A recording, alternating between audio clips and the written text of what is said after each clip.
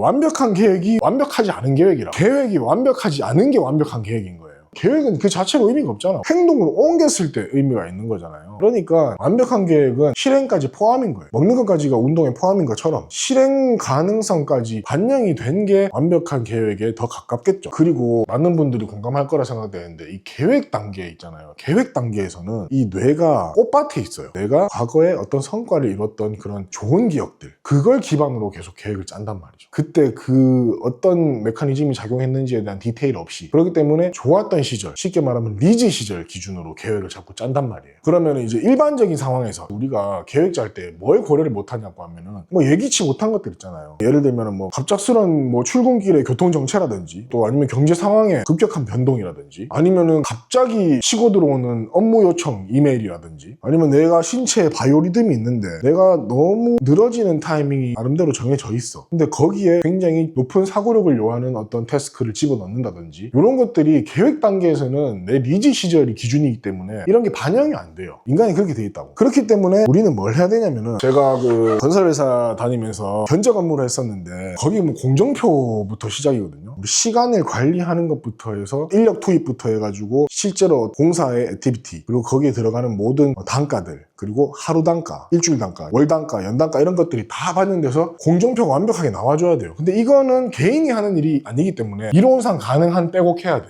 그리고 그게 실제로 현장이 굴러가게끔 만드는 게 관리자가 하는 일인데, 그 관리자가 조직 단위이기 때문에 이건 가능한 거거든요. 근데 그럴 때도 금전적으로나 시간적으로 우리가 컨틴전시라는 거를 마련을 해요. 건설업계에서는 이게 이제 예비비라고 불립니다. 운신의 폭이죠, 운신의 폭. 그 조직 단위로 관리되는 그 빽빽한 공정표 안에서도 이러한 컨틴전시 개념이 존재하는데, 하물며 우리는 개인으로 도코다이로 이런 컨틴전시 개념이 없으면 계획이 완벽하다고 할 수 있겠냐? 없다는 거죠. 근데 이게 뇌과학적으로도 타당한 요소라는 거예요. 자기 진단이 명확하게 안 됐어. 내가 언제 가장 사고력이 뛰어나고 집중력이 좋고 언제 가장 늘어지고, 이런 것들을 바이오리듬이라고 했을 때 나에 대한 이해, 메타인지가 높아야 실현 가능한 계획을 짤 수가 있고, 이 메타인지가 높으려면은 기록을 해야 되거든요. 나는 이런 상황에서 보통 이런 감정을 느끼고 에너지 레벨이 좀 내려가고, 나는 어떨 때에 강력한 동기부여와 활기를 느끼고 에너지 레벨이 올라가는 사람인지, 이런 거에 대한 어떤 데이터가 내 감으로 기억하는 것보다는 실제로 일기의 형태라든지 어떤 형태로든 내가 기록을 통해 가지고 내가 학습을 해야 되는 거예요, 나에 대해서도. 근데 이렇게 메타인지가 명확하려면 뭐냐면, 역설적이게도 내 라이프 사이클이 이렇게 불규칙적이면 안 돼요. 내가 통제 가능한 변수는 통제를 해야 되는 거예요. 예를 들면 취침 시간과 기상 시간을 정해놓는다든지, 식사 시간을 정해놓는다든지, 뭐 그런 것부터. 그래서 좀 고성과자들을 보면은 굉장히 단조로워요. 주변도 너저분한 게 없어. 그 사람들이 하루아침에 그게 세팅은 안 되지만은 의식적으로 그런 환경을 구축을 한 거거든, 자기의 패턴을. 루틴이란 말이 있잖아요. 운동선수들 뿐만 아니라 성과를 많이 내신 분들도 보면은 다 루틴이 있어요. 근데 그 사람이 그 자리까지 갔기 때문에 여유를 가지고 루틴을 만들 수 있었냐? 그게 아니더라는 거예요. 아니더라는 거예요. 이 선후관계가 그게 아니야. 그리고 여기서 행동경제학적인 팁을 제가 좀 전해드리면은, 두 가지. 과제의 연결고리를 만드는 거예요. 연결고리. 내가 해야 되는 게 있고 내가 하고 싶은 게 있어. 그 둘 다 하면 좋잖아요. 이 두 개를 묶으라는 거예요. 해야 되는 거랑 하고 싶은 거를 묶어. 그러면 해야 되는 걸 하는 그 확률이 51% 올라갔다는 거예요. 51%. 그리고 두 번째는 첫 번째랑 비슷한 건데, 더비처 교수가 만든 건데, if then 공식이랍니다. 내가 이거를 했으면 이거를 하는 거다. 내가 아침에 일어나서 물 한 잔 마시면 산책 나가는 거다. 이미 활용하고 계신 분들이 많이 계실 거예요. if then 공식이라는 이 명칭을 몰라도. 그런 사람들이 이제 고성과자가 되는 겁니다.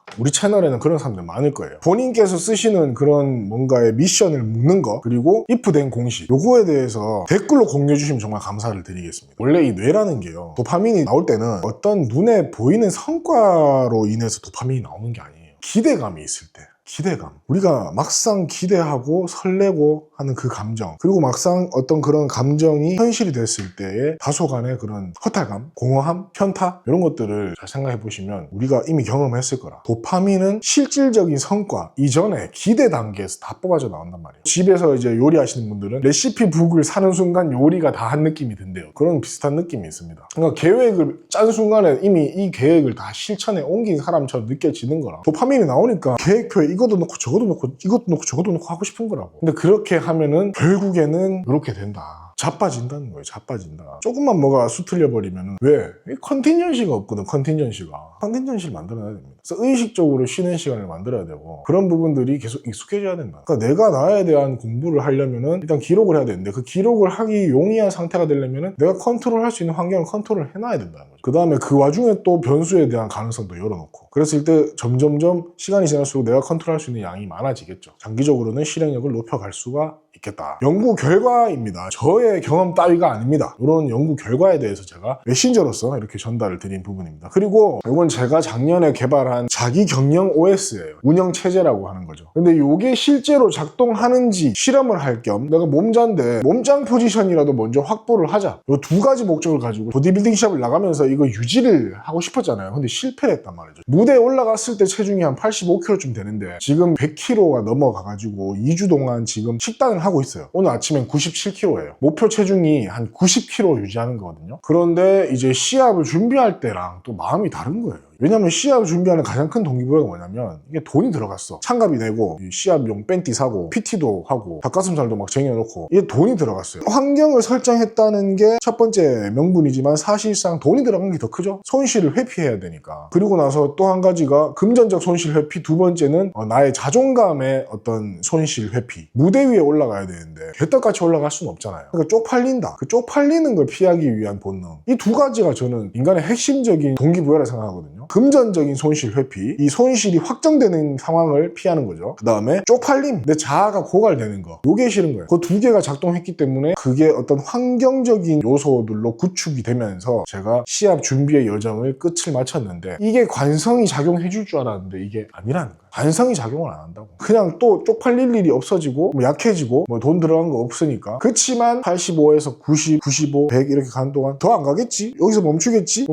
했지만 나는 행동을 안 바꿨다. 근데 이게 왜 그러냐면 내가 그냥 점진적으로 몸에 부하를 덜 느끼게끔 좀 휴식까지 포함된 그런 루틴을 짰으면 괜찮았을 건데 이걸 지켜야겠다는 강박관념으로 한 2주 동안 스스로를 몰다가 터져버린 거예요. 사실 터져버린 거예요. 지금 제가 이 영상에서 저의 체중이 늘어나고 뱃살이 나오고 턱살이 나오고 피부에 뭐가 나고 이런 것들에 대해서 왜 말해요? 제가 말씀드렸죠. 에고 디플레이션, 자아 고갈 회피를 위한 동기부여를 저한테 하기 위함입니다. 그래서 시청자 여러분들께서 이 새끼 이거 잘하고 있는지를 한번 봐주시면 일주일에 최소 2개 영상이 업로드 되니까 영상의 어떤 내용들도 들으시면서 이 새끼 잘하고 있는지 한번 봐보실 수 있겠습니다. 자, 오늘 영상은 여기까지 하겠습니다. 계획, 그 완벽한 계획 그거 잘한 거 아닙니다. 행동으로 이어졌냐가 내 보상으로 이어지는 거지. 누가 계획 잘 짠다고 누가 보상해 줍니까? 실행까지 고려한 타당한 양의 컨틴전시가 반영된 행동으로까지 실제로 이어질 수 있는 그런 계획이 완벽한 계획이다. 계획표가 너무 빼곡하다고 해서 좋은 게 아니다. 요거 하나만 기억해 주시면 좋겠습니다. 또 다음 영상으로 인사드리겠습니다. 문제였습니다. 안녕.